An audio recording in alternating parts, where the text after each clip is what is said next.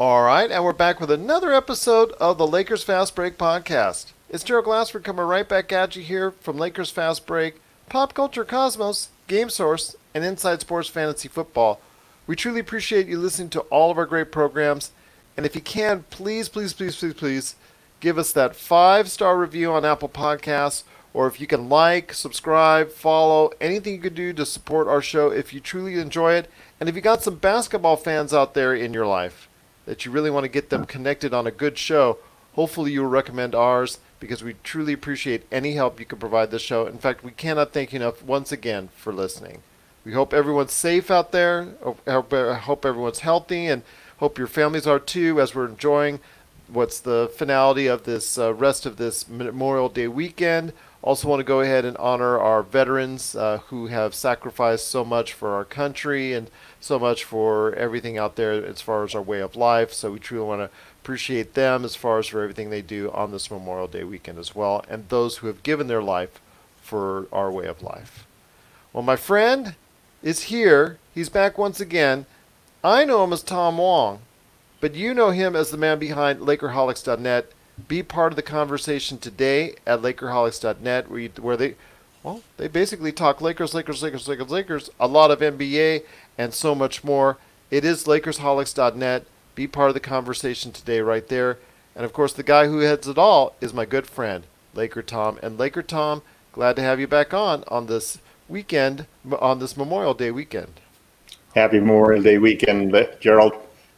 Great to be here. Looking forward to talking some Lakers on a sunny Sunday in Northern California. Absolutely. Well, it's good weather right now. That's always appreciated. Hopefully, people are still, just keeping their sense about them and not doing anything that they shouldn't be doing right now, but still trying to do what they can to enjoy the good weather wherever they have it. Hopefully, things are getting a little bit more opened up out there, and things are going at least a little bit more into that direction. The cases, I don't want to be like the news updates here, but the cases, depending on the state, they're fluctuating at this point in time. Some are going down, some are going up, some are spiking up, some are spiking down. It's just really hard to tell at this point if we are being affected adversely by this opening up of the states.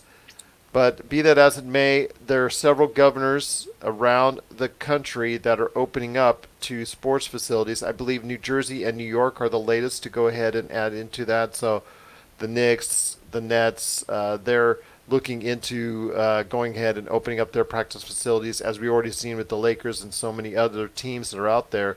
And in fact, the NBA is now in heavy conversations, and this brings some sadness to my heart, LakerTom, although I do love Orlando as well, that Las Vegas is no longer part of the equation, it's seemingly. It seems like Orlando is now taking the ball, or they're having discussions. I was a little confused there because I saw a similar news thing that was saying that Disney was looking to open up their theme parks again. And I wonder how that fit with Orlando, with making the deal with Disney. It's separate, my friend. If you go, you've not been down to Orlando. I haven't been to Orlando and Disney World. Okay, well, if you go there, because I was just there in late December, early January. Fantastic trip. Orlando's such a great place, and all props to them. Except for the day it was a downpour and we were at Universal, but we won't talk about that. It's just, but anyways, if you go there and you're going, it's almost like a set pattern of freeways. There's so much space there. There's so much space for all these different entities, all these different theme parks and whatnot, and all these different ways to escape, whether it's a hotel, whether it's a theme park. Remember, it's set up between Epcot, Animal Kingdom, Hollywood Studios, and of course Magical Kingdom. They're all separated. You have to take roads that are separating them for miles, that are miles apart. And then there's an area, there's an offshoot for ESPN ESPN's World of Sports. That if you go off, you're going off in a completely different direction, in a completely different area. And this is where Orlando is now rising to the top of the crop as far as the place where the NBA might have its games and might hold its games, is because it's not necessarily they can hold more games in Las Vegas, because they can't. Las Vegas, obviously, if you're talking about just sheer number of games in a more condensed fashion, and you can knock out real quick, Las Vegas would be your place. But it's controlled in Orlando between the police that are on duty there, the security staff for Disney, and what the NBA could provide. The going in and out could be extremely controlled going in and out as far as from the players or staff standpoint. And going there makes more sense if you're trying to control everybody in and out in the middle of a pandemic. In Las Vegas, even if they do or do not open up the casinos at that time, and I'm pretty sure that by that time in late July they'll be open. Yeah, there's no chance you're going to keep the players controlled in that environment. You know, you're going to see one or two of them at the craps tables, I'm sure. But in Orlando, even if the thought is going to one of the theme parks, you can still make sure that everything is within a controlled environment, which is something you can't do anywhere else. It's got to help also that ESPN and ABC are owned by Disney. Yes, that's kind of a good thing too, as well. Obviously, doesn't hurt, but it just comes down to that. I mean, you know, really, as far as when you're trying to go ahead and make sure these guys stay clean, as far as away from the coronavirus as much as possible, and not, you know, you got testing, you got all the facilities there. You can go ahead and probably have the best chance of having a complete end of the season or playoffs or however they want to go ahead and structure it right there in that environment. Now they've got 3, I think, buildings that could support basketball games there. They're talking about having 2 of them hold games and then the other one hold, practices. They're going to go ahead, practices, but they're going to break that one up into, different sections, different courts. So it looks like they could probably have maybe as many as 10, 12 when all is said and done, courts that are there that could provide NBA games and practices. So that would be okay. I'm sure that would go ahead and knock quite a few out. It's not going to knock it out as quickly, like I said, as Vegas or maybe some other places. But like you said, when it comes to controlling, the flow of people within the environment, I think that's probably the best way to do it. What I found interesting was Jared Dudley's sort of updates that he gives all Laker fans about what's going on with the discussions with Adam Silver and the various plans that the NBA is considering. And his comments about the bubble that the players would be kept in being sort of a misconception that the players are going to be free to go and pretty much it's going to be up to the players themselves to be responsible. They sort of want to get away from the idea of a large group of black superstars being locked up in a bubble as if they were in prison. That's definitely not the optics that the NBA wants to see. And the NBA has always been very sensitive about the optics. Absolutely. And the players have always had a bigger voice, I think, in the NBA than any of the other professional leagues.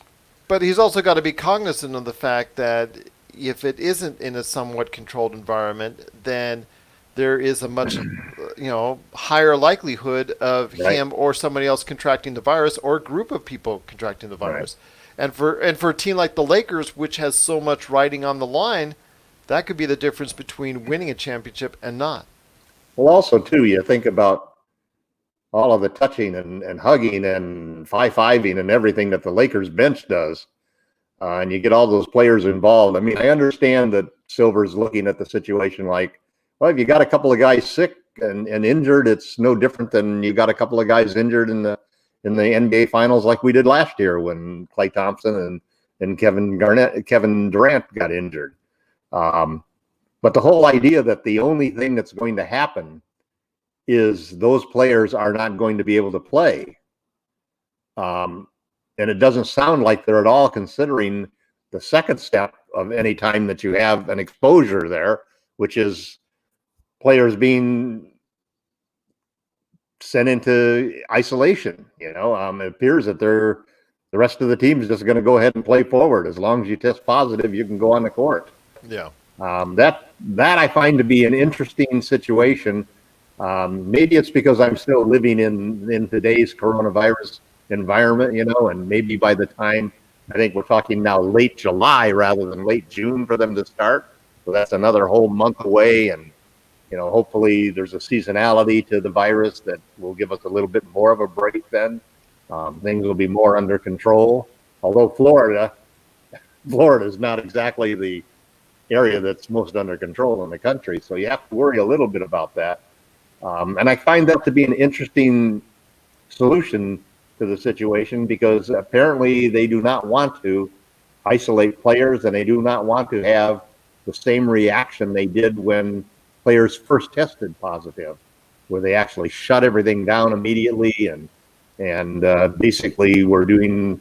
I presume they're tracing the players' behaviors to see which other players might be involved, and people were self quarantining.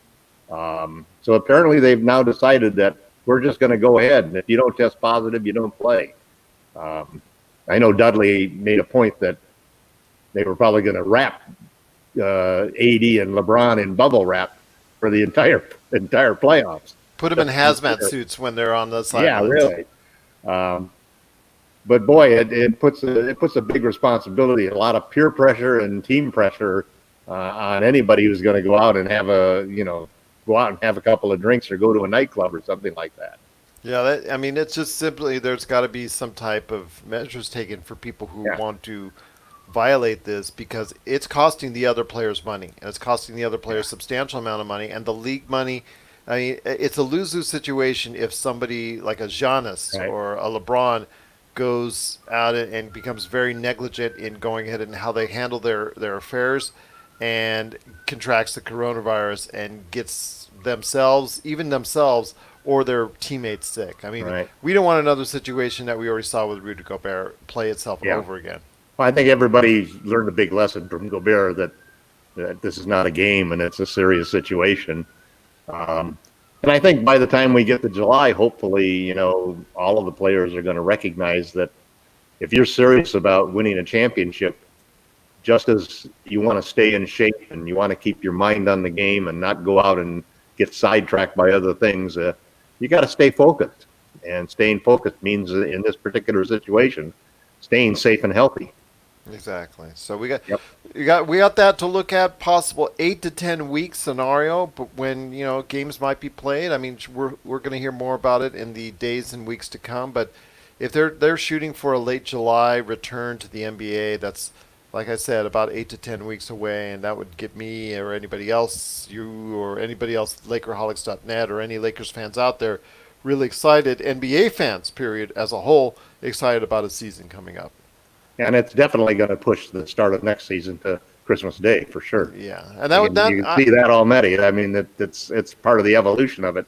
And I don't think that would be necessarily a bad thing. No, I think we've talked about that before in the show, and there's some definite benefits to not going up head to head against the NFL, and this is I'm just curious as to what rules may be thrown out on the table for next season. They're not going to change anything for this season in the playoffs, but boy, next season it's like wide open.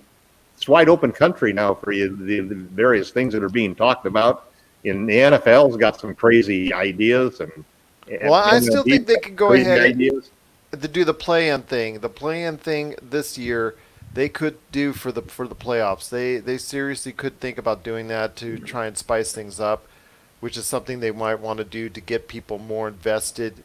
So they could actually institute some crazy things, but we'll have to wait and see what the NBA is going to be thinking up here as we, like I said, wait for the weeks. They're possibly, like I said, 8 to 10 weeks away from NBA basketball once again. I've often heard too that there's talk now about possibly being as long as 6 weeks for players to get ready, just to be absolutely sure that nobody's going to go in there and suffer a major injury because they really didn't have enough time to get in shape and be prepared for the games. We'll be interesting to see. I still feel that I still feel like it would make more sense to just limit it to the 16 teams that are in the playoffs, rather than having the other 14 teams come in and work for 4 to 6 weeks just to play 5 or 6 games. Well, that's why I think a tournament might help. That's why I think a tournament might help in this situation. This situation maybe only because it's also a lot of money on the line. If you don't let those other teams play, how are you going to divvy that? Are you going to give them a full share for not being there? That's another question you would have to answer. So that was something right there that you have to think about. But there's so many other questions, and here at the Lakers Fast Break. We're going to continue to answer them for you, and as we get them right here at the Lakers Fast Break.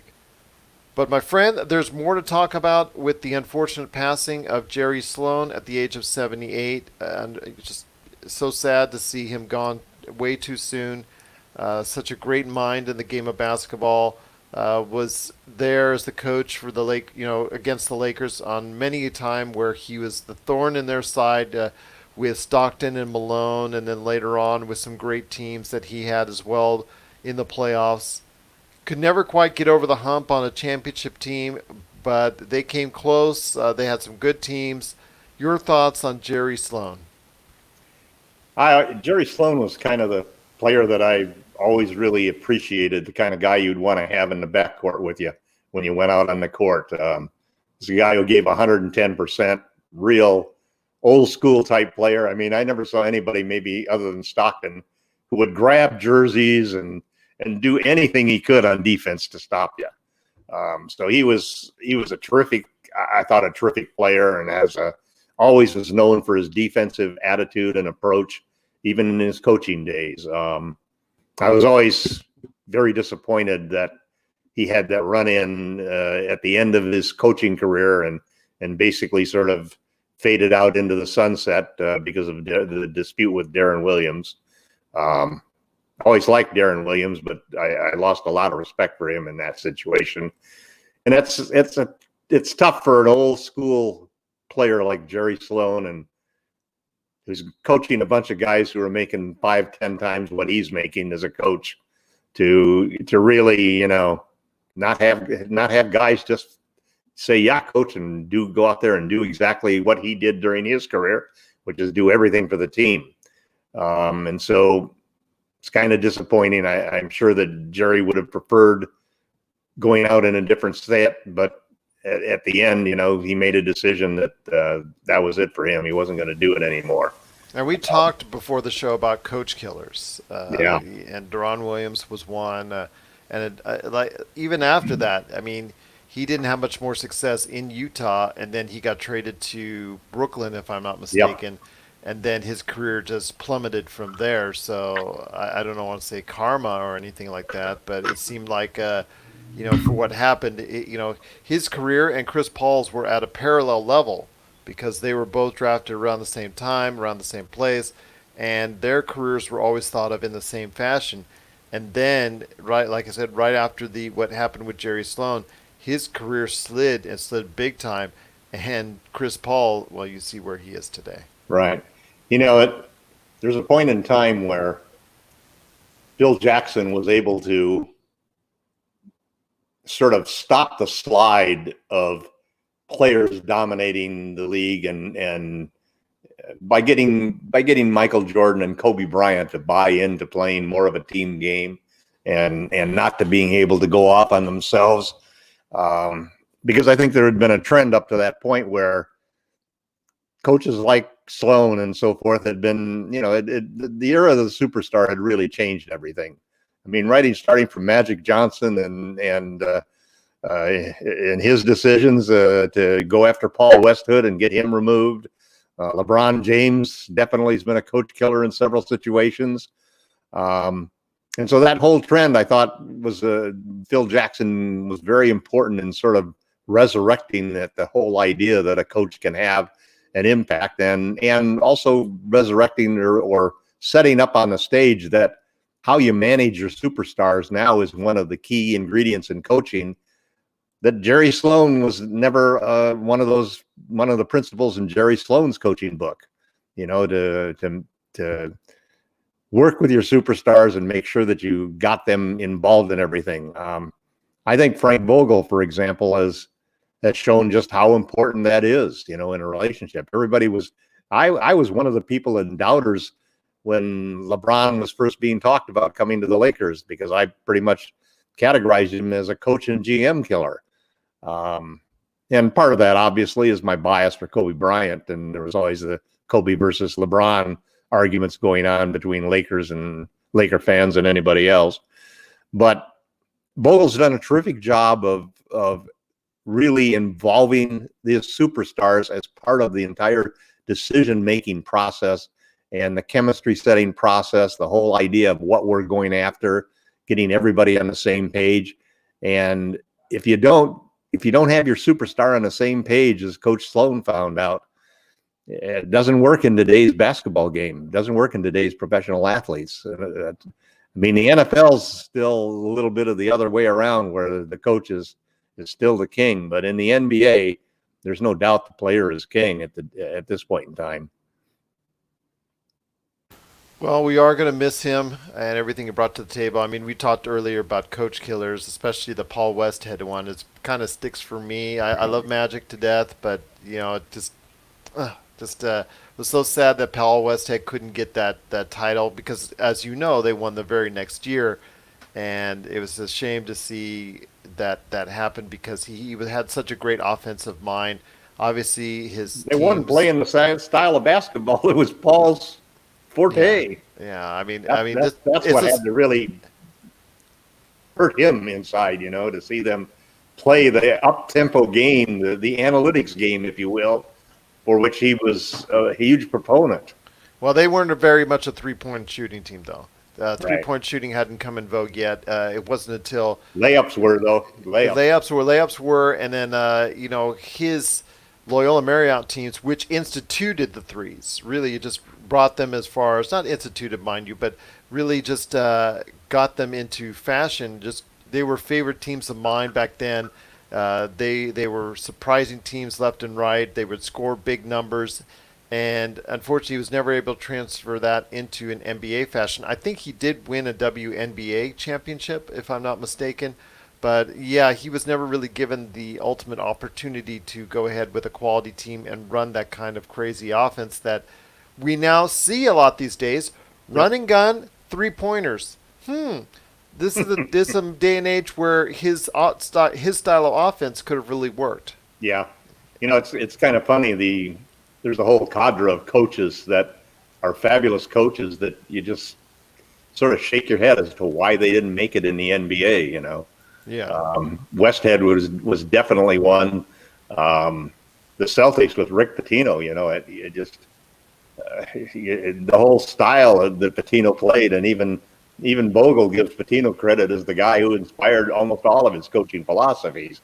And Pitino couldn't make it in the NBA. You've had and the list just goes on of great college coaches, and a good part of it is this whole thing we're talking about with Jerry Sloan, that it's the difference between coaching a bunch of kids in college who are going to listen to you and do what you say versus coaching a bunch of millionaires who are making 4 or 5 times as much as you are as the coach, and each one of them feels that they used to be superstars in college and now they're and they all feel like they're more important than the coach in some of the situations. It takes a really unique coach to be able to manage those personalities and do the basic things of implementing an offense and getting everybody to understand what kind of defense you want to play, and really developing and creating a team chemistry that's a winning chemistry. Well, I'll tell you what, it's just something that we'll be seeing more of in the coming years, as long as the players, which rightfully so in many ways, will have a lot of say and a lot of control. I mean, the best players should have input on how to best produce with their teams. So as long as you're going to have that kind of input, you're going to have you're going to continue to have these type of situations. But again, our best to the Sloan family in this time of great loss for them, as NBA coach Jerry Sloan has passed away at the age of 78. Tough times for the Utah Jazz, man. Tough times indeed. Well, my friend, before we head on out, got to be talking to some great NBA duos for the Lakers, and that would probably be where LeBron and AD, obviously riding a great season so far. Very much a duo-centric team, the Los Angeles Lakers, because we are heavily reliant on 2 individuals. Wanted to ask you, and this is something that you brought up to me before we went on the show, and that is where they sit in Lakers history. This duo right now, if they were to get a championship, if they were to go all the way and get a world championship for the Lakers, where do they sit in the pantheon of Laker duos? Because you've got so many that are there. Magic, Kareem, West and Baylor. There's the list can seemingly go on and on. Shaq and Kobe. I mean, there are quite a few that you could name off in Lakers lore. I think we're very spoiled in having them, and it's great that we have them. But I want to know your thoughts on where LeBron and AD actually sit as a duo in Lakers history. I think it's probably unfair to qualify them as the best duo because they still have to prove that in the court. I think they have the potential to be the best duo because they fit together so well and they complement each other and so well. And it's kind of interesting when you look back at the various duos. But let's set AD and LeBron aside. I would probably rank the duos in my mind as being Magic and Kareem on top, Kobe and Shaq second. I might put Kobe and Powell third, and West and Baylor fourth. You want to put Wilt and Jerry in there, as a second combination for that situation. I'd probably put them third. So I'm not sure if I would, because Wilt at that time was not the same Wilt, Yeah. and they only did one together. They only did one. You're right, but Powell and them only did two. So and that one was a big one because it was the first one in LA, and then it was a 33 game win streak, and I'd still probably go Kobe and Shaq. Or Magic and Kareem, Kobe West and and Shaq. Baylor, did they ever win one together? Nope. Because Baylor quit that. Baylor retired. put it 9 games into that season. Yeah, and that's a shame. I mean, I feel sorry. I really feel bad for Elgin Baylor because his great career was never punctuated with that. Not only that, touchdown. most Laker fans today are not old enough to remember how great Elgin was. Yep. This is a 6'5" power forward who out-rebounded everybody in the league year after year. And basically he had hops like nobody had seen in those days, and could shoot from outside, could drive to the basket, was just a fabulous player. A thrill to watch him play. I mean, I can remember watching him on television as a kid, and it was heartbreaking to see him resign and retire at that, 9 games into the season. But when you look at all of those combinations, so let's see, coming back, so I've got Kareem and Magic at the top, Kobe and Shaq second, Wilt and Jerry third, Powell and Kobe fourth, and West and Baylor fifth. I think AD and LeBron, first off, you got to win a championship before you can even put yourself into that argument along with those 5 combinations. I might put him up there. At this point, he's tied in 5th with West and Baylor as far as I'm concerned. But I think they have the potential to win 3 championships together.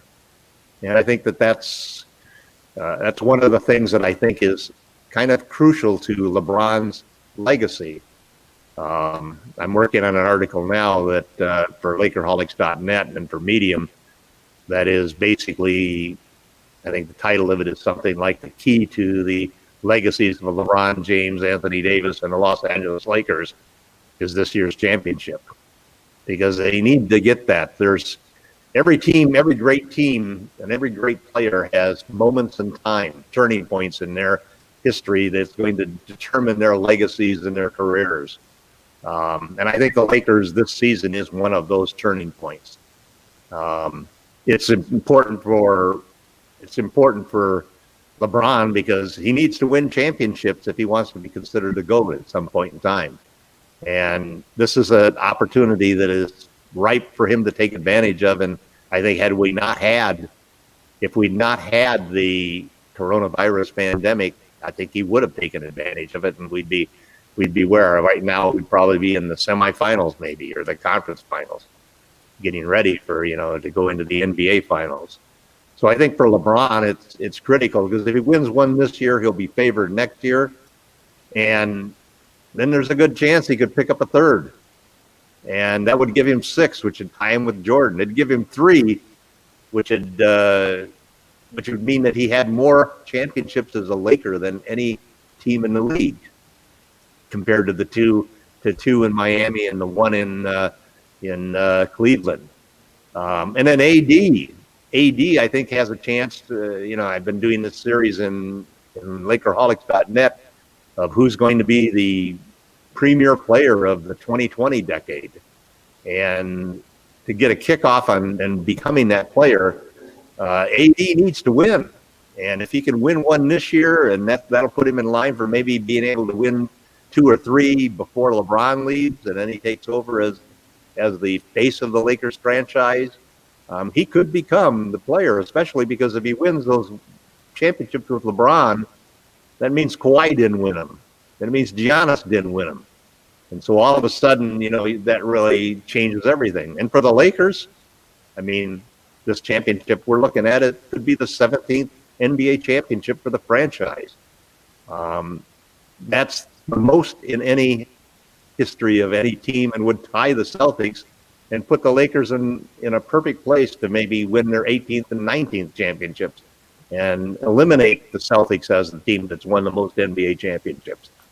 So this is really a critical, aside from all of the tragedies of Kobe's death, the pandemic, suspending the season and everything, this is a big moment for the Lakers. They need to take advantage of this situation, and it's critically important for LeBron James, Anthony Davis, and the Los Angeles Lakers franchise. Well, let's hope so. Let's hope they go ahead and finish off the season strong with the World Championship so that they can remain in the Lakers lore as one of the best duos in Lakers history. They're already there already, in my opinion, but there's so much more finality to what they can do and where they can sit in the pantheon of great Laker duos. I mean, there's so many to list out. For me, it's Kobe and Shaq. For me, I think that's just something that I could see being a better duo than any of the other Laker duos, no matter how great they are.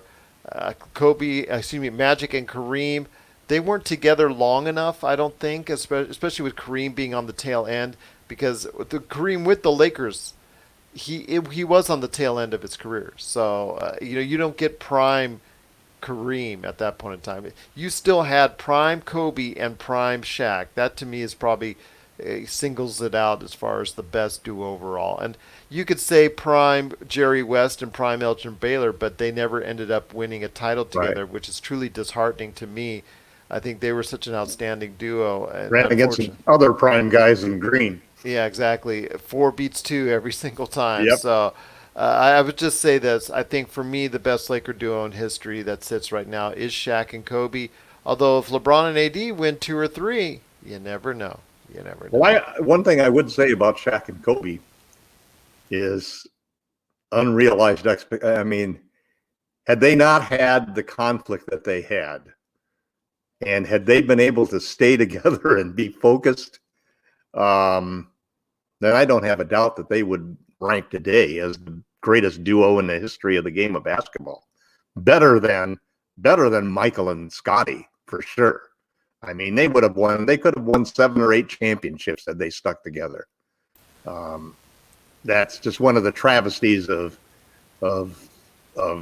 superstars just being at the wrong time and moment. I mean, it's kind of interesting. You look back at the comments, and there's one of the topics that we didn't choose today, but something that I've always really felt strongly about is the mellowing of Mamba.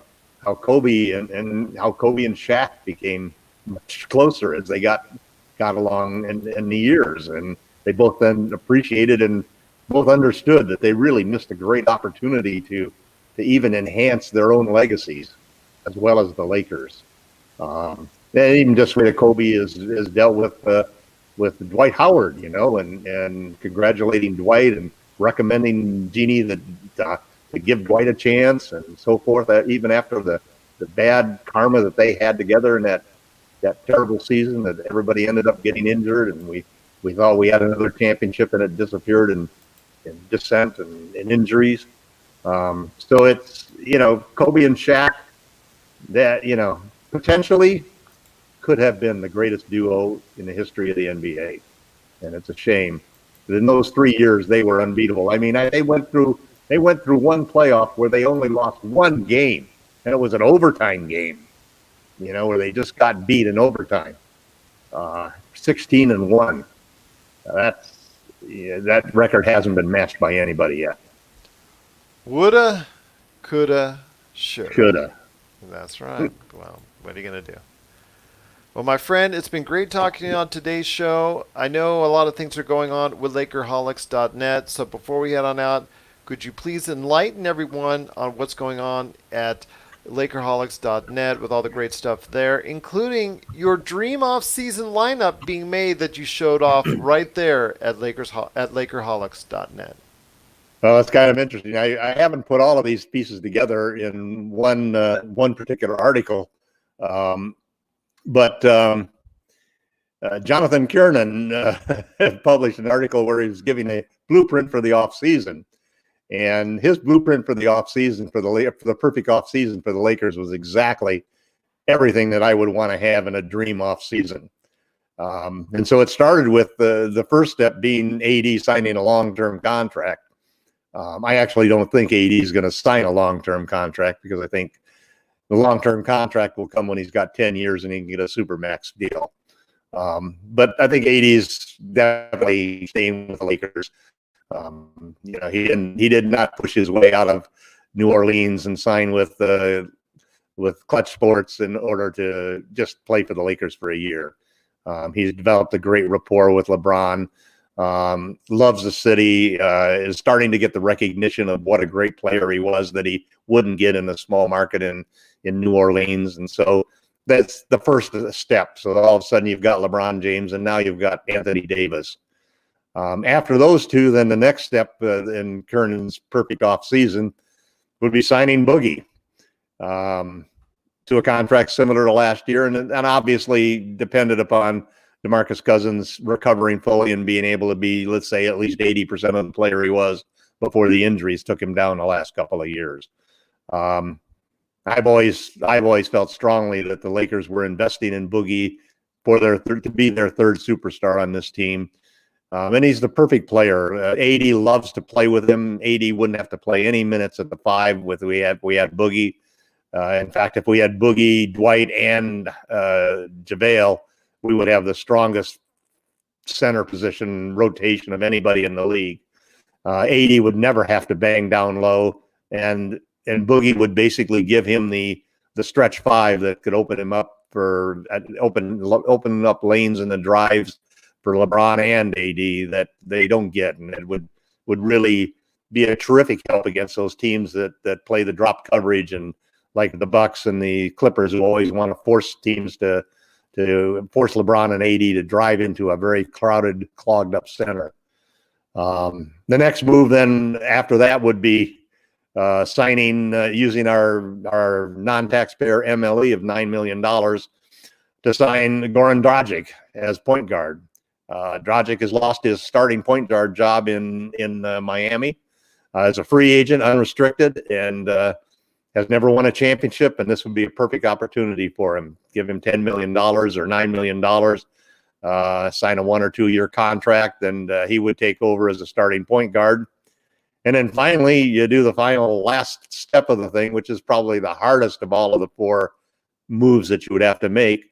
And that move would basically be to trade Kyle Kuzma, Danny Green, our 2020 and our 2025 first round draft picks to the Chicago Bulls for Zach LaVine, who would come in and play shooting guard. And so you'd have a lineup of a point guard of Goran Dragic, shooting guard of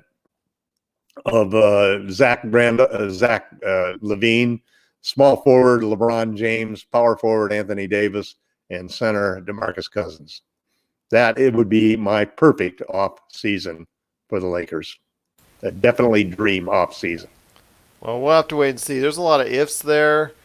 If DeMarcus Cousins can stay healthy, if he is healthy, Zach LaVine. That's why it's a dream. Yeah, that's why it's a dream indeed. There's so many questions there, but it sounds like a pretty good lineup. We'll have to wait and see if that materializes over the course of the off season, whenever that may be. But there's some good thoughts. And you can check out more of LakerTom's thoughts, also his articles from Medium.com. And a lot of it is actually displayed along with the conversations that are there with everybody going out and sharing their ideas, their thoughts on the Lakers and the NBA season right there at Lakerholics.net. Well, my friend, it's been a great episode. Any final thoughts before we head on out? No, it's just looking forward to some basketball. It sounds very positive. I can't imagine now, unless there was some horrible tragedy of numbers with the coronavirus, that we went back into huge explosion of deaths and stuff. I think we're on a good track where we're going to see basketball again, and if we can do that, I'm confident the Lakers are going to come through. This is a big moment for them. Yes, it is a big time. It is a big time for them to go ahead and start getting ready. Practice facilities are open up pretty much all around the country for these NBA teams. It's looking more and more like we will be having an NBA season. Right now, it's projecting at this point in time through the rumor mill and all that stuff. You hear maybe late July, so I'm looking forward to it. We're going to get more definitive answers coming up in the coming weeks, right? As my camera falls off. We're going to get more definitive answers here in the coming weeks, and we'll be able to go ahead and translate our thoughts on that information as it comes about right here at the Lakers Fast Break Podcast.